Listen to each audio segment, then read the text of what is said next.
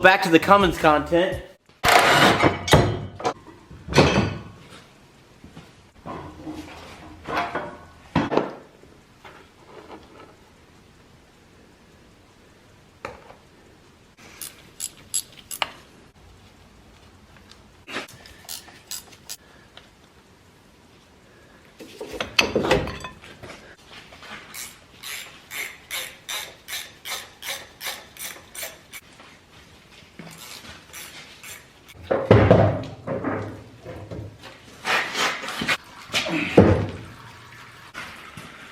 Alright guys, case is out. This is headed to Wisconsin at Kodiak Truck, and Mark's going to go ahead and rebuild it.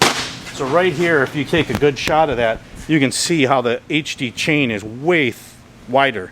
I believe these were 1.25 inches, and this should be 1.5 inches. So it's a 1/4 inch wider chain with extra links in there, giving you more strength. We're here at Kodiak Truck, and as you can see, we have a lot of Dodge transfer cases here. I wanted to point something out really quick, and if you guys are interested in picking up one of these transfer cases, make sure you guys check him out. But if you have a Dodge and you want to upgrade your Dodge, you may actually have a different case, but what's really cool is that both cases are similar and they both bolt up the same way. We've got a full inventory of the DHD 241s and DLD 241s if you want to stay with your original transfer case. Obviously 271, 273s. We got lots of Dodge cases in stock also. A lot of people think of us as Duramax only or Chevrolet only. Couldn't be the furthest thing from the truth. We got transfer cases basically for everything. This is Mark. He's the owner of Kodiak Truck in North Prairie, Wisconsin. I'll leave the information in the description below. With that being said, we went ahead and ripped out the transfer case from the Dodge Cummins. And I told you guys we were going to crack open that thing to show you guys the ugly truth. Well, I brought it here so the specialist here can actually rebuild it. But, of course, you know, I don't know as much about this stuff as he does, and he knew right away what I had. Guys, so what we got here, this is the case that came out of the Cummins that Josh got. This transfer case is actually a 241 DLD, light duty. Knowing what Josh is shooting for with the Cummins, I suggested we're going to go with a 241 DHD. There's a vast difference between these two transfer cases. For one, your DLD is just a standard 32 spline out the back, same as a half-ton Chevrolet or 3/4 ton light duty. With the Dodge DHD, we got the big spline out the back, the 29. This is the same spline. It takes the same yoke as the Duramax does. So it's a way bigger output shaft. You'll also see that on the LD, we got a 2-piece tail. DHD, we got a 1-piece. You get to the front case half, this is just your basic aluminum front.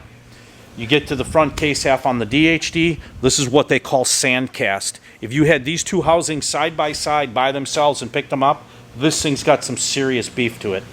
Also runs a PTO cover. Should you want to do something with a PTO, you'd be able to hook anything up on there. Say you want to run a winch off it or a hydraulic pump or whatever you want to do, you'd be able to do it. A lot of guys do take the LDs out and replace them with the DHD. The only difference is they're an inch longer. Most guys have the ability in the drive line to either make the drive shaft a little shorter, which is an easier way to go than longer because you'd have to retube it all. Or you might even have the amount of movement to do that. Way heavier duty case, more willing to take more power. Also, when you get into the chain that's in this case is smaller than the chain that's in the DHD.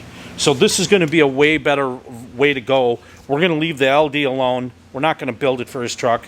We're going to take one of my DHDs. We're going to build this bad boy and put it in the Cummins. This will take the power that he throws at it without any problems. With that being said, we're going to go ahead and crack open this case right here that came out of the Cummins.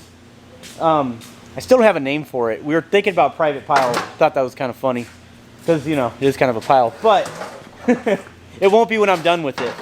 But again, we're going to crack this open. What I did learn, however, when I drained the oil, as a matter of fact, Mark, I didn't tell you this yet, but when I drained the oil out of this case, it was nasty. I mean, it was murky, disgusting. I stopped because for a minute I was going to think you were going to say you didn't drain it and we were going to wear it. Oh, yeah. Well, I'm sure a lot of guys that send you their cords, you probably see they don't drain it.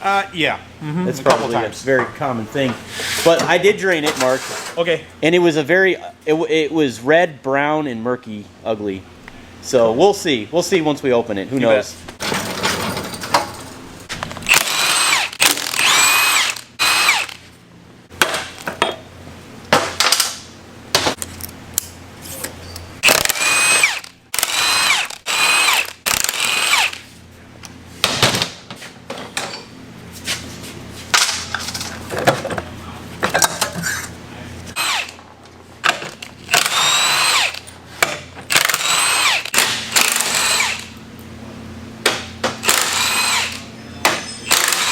We'll get underneath here and pry this open.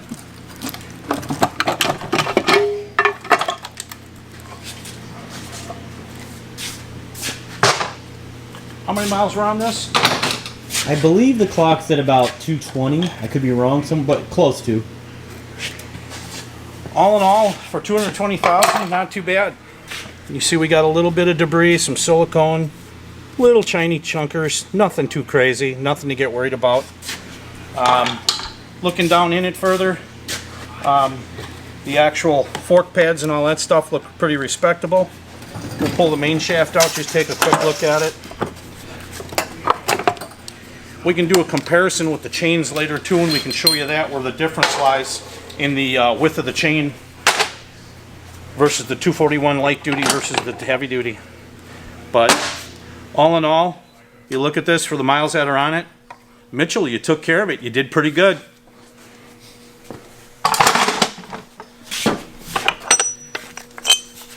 Even our fork, we have absolutely no wear on that fork.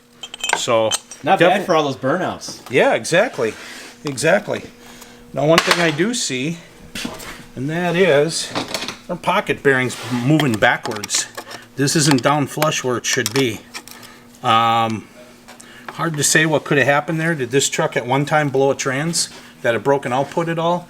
If it did, the output shaft could have came back, hit that pocket bearing and knocked it backwards in the case. Because as you can see, if you look down in here, this should not be up this high. This should be down in further. It moved back a good, looks like about a 1/4 of an inch. That should be down in further. But planetary's in good shape. Everything's pretty respectable. Even the magnet, it's not packed full of metal. You know, you see some goo on there, but for 220,000 miles, ain't nobody losing any sleep over that. So I got a question. I know that you recommended the 5W30 synthetic motor oil. So the nice thing about the 530 full synthetic is it's not going to foam under load.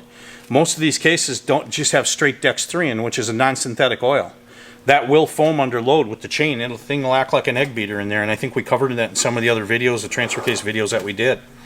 But if you ran Dex 6 in here, then you got synthetic, it wouldn't foam, but you still got a very, very thin lubricating oil in one of these. So, and that oil pump that's in here, which is over here, this pump's capable of pumping 530 all day long, no matter what your climate. So let's just say, for example, I wanted to P-pump the Cummins, put 2 turbos on it. Would this obviously wouldn't be a good thing for me to have. I'd want to upgrade the transfer case. Yeah, so I'm glad we caught this now before right. I decided to throw a bunch of power at it. Right, exactly. Your weak link in this case versus that case is going to be your chain and your output shaft, without a doubt. Planetary-wise, they're both going to have 6-gear planetaries. That planetary will look different because it's going to have the PTO gear welded right to the planetary. You'll see when we get that out. And instead of those cases, instead of running what you see here with a regular range hub and fork, they run a range sleeve. You're going to see this collar comes off with a snap ring because it's the only way to get it apart, and then that planetary is going to run a bearing inside too. We'll show you all those differences so you guys can see the difference if you don't know what they are. Some of you guys may know, some of you may not. But we'll kind of highlight that so you can understand the differences in it. But that is definitely going to be a case that will take the horsepower you want to throw at this thing.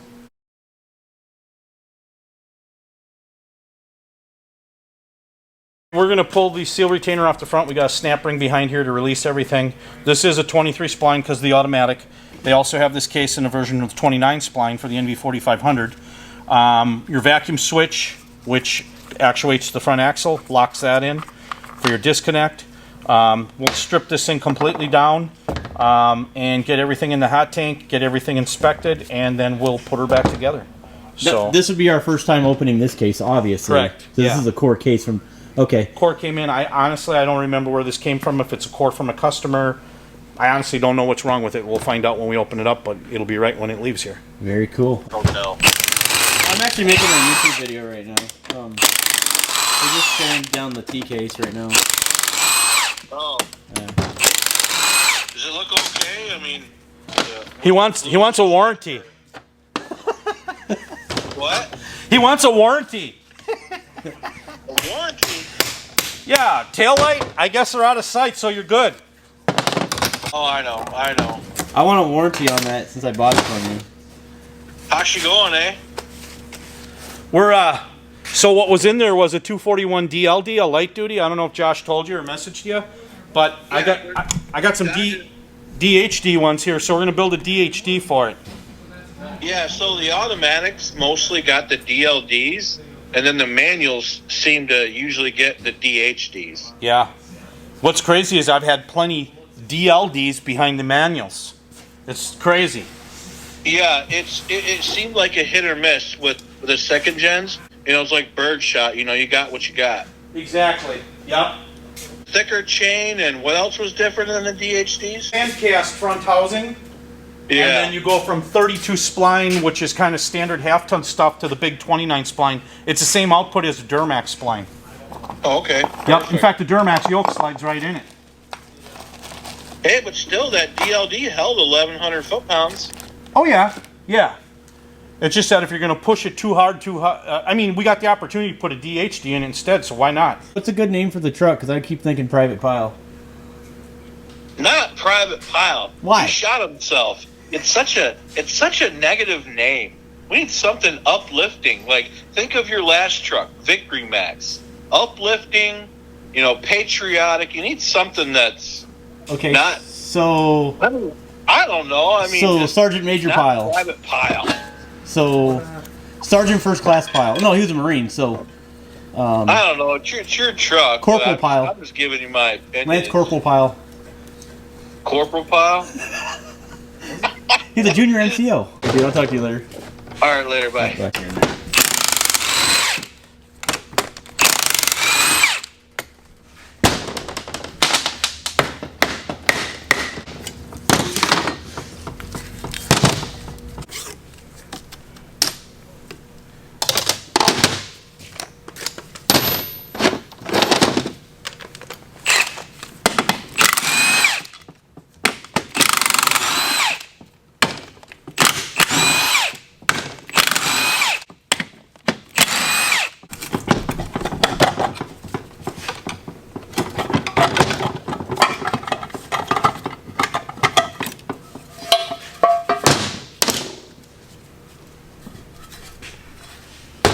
Well, the seal came off the oil pump. That fell off. Not the end of the world. Left a pebble in there. Must have done it in a gravel driveway, whoever pulled it out. Get that off.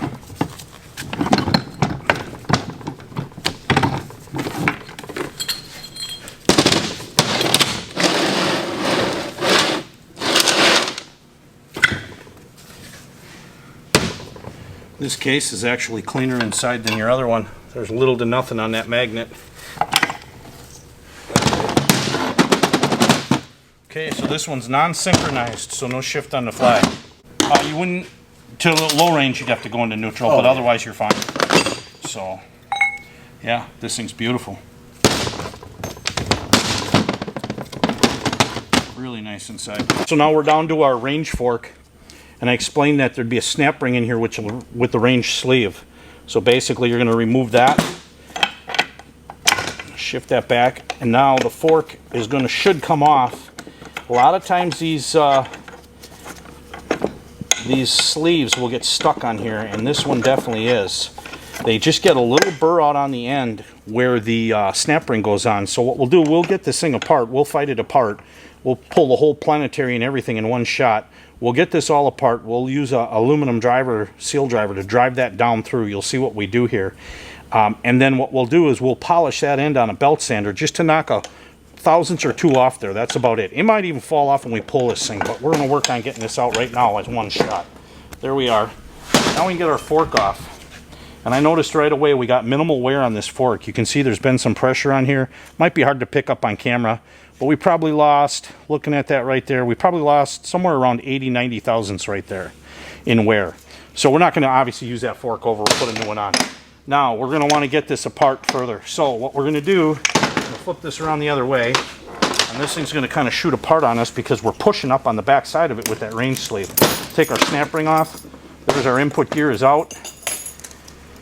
Now here's our range sleeve. This range sleeve comes out this way. This is when we're going to have to put a little aluminum driver on here, and we're going to have to drive this apart. Fairly easy. Just like that. So, you know, it was hung a little bit, nothing in the world over. We're just going to just a light polish on that, and we'll be good to go. We'll get this thing back together. We'll get everything washed up. We'll check our planetary for run out on the gears. That's all good. This case is actually in really, really nice shape. The fluid looks a little dirty, but there was nothing on the magnet. There was less on this one than the other case that Mitchell had, and Mitchell service is good. So you'll be able to see too that this this housing, once we get it apart, this is a cast housing. It's super thick and super heavy duty. We got the chain out of this one too, and what I'm going to do is I'm going to set this chain down here so that you guys can see it, and I'm going to step over here quick out of camera and grab the original DLD chain and put them side by side so you can see the difference. So right here, if you take a good shot of that, you can see how the HD chain is way wider. I believe these were 1.25 inches, and this should be 1.5 inches. So it's a 1/4 inch wider chain with extra links in there, giving you more strength. This is the same width chain as what a Duramax has, and those cases easily take 1,000 horsepower. The other thing too is we got the main shaft sitting over here. You can kind of see that. We got that stripped down. I'll grab the other one from the heavy duty, or light duty I mean, and right there alone you can see the difference in the diameter of the shafts. So we're gonna throw the good stuff in here, the heavy duty stuff. We might even do one step further here. This original case, if you look at it, is a non-synchronized shift case. There's no blocker keys in here, nothing, so you can't shift this case on the fly. I can take the parts from this one and integrate it into there, and we can make this case a shift on the fly. So we're going to do that to it also. So we'll finish knocking down that case the rest of the way, get the bearings off, get the PTO cover off, get everything in the hot tank, get it washing, and get the parts all washed up, and we'll come back to you and we'll show you everything going back together.